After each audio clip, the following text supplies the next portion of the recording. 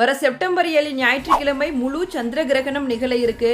ஞாயிற்றுக்கிழமை இரவு 9:56 மணிக்கு துவங்கி நள்ளிரவு 1:26 மணி வரை சந்திர கிரகணம் நிகழ இருக்கு. கிரகண நேரத்துல பாத்தீங்கன்னா கோவில்கள் எல்லாம் அடைச்சிடுவாங்க. அதற்கான காரணம் என்ன அப்படிங்கிறது நிறைய பேத்துக்கு தெரியாது. சில பேர் சொல்லுவாங்க கிரகண நேரத்துல தீய சக்திகளோட பலம் ரொம்ப அதிகமா இருக்கும். அதனாலதான் கோவில்கள் எல்லாம் அடைச்சிறாங்க அப்படின்னு சொல்லிட்டு. ஆனா அது உண்மை கிடையாது.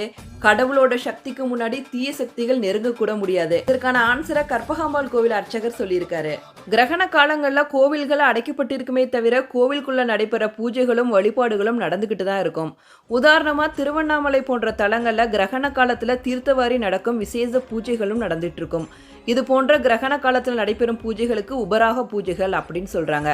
அப்படிப்பட்ட பூஜைகளும் மந்திர பிரயோகங்களும் உலகில் உள்ள அனைவருக்காகவும் பல ஆலயங்கள்ல நடைபெறும். இந்த நேரத்துல விசேஷமான பூஜைகள் எல்லாம் செய்வாங்க. ஸோ அந்த நேரத்துல மக்களை உள்ள அனுமதிச்சோம்னா பூஜைகளுக்கு இடையூறு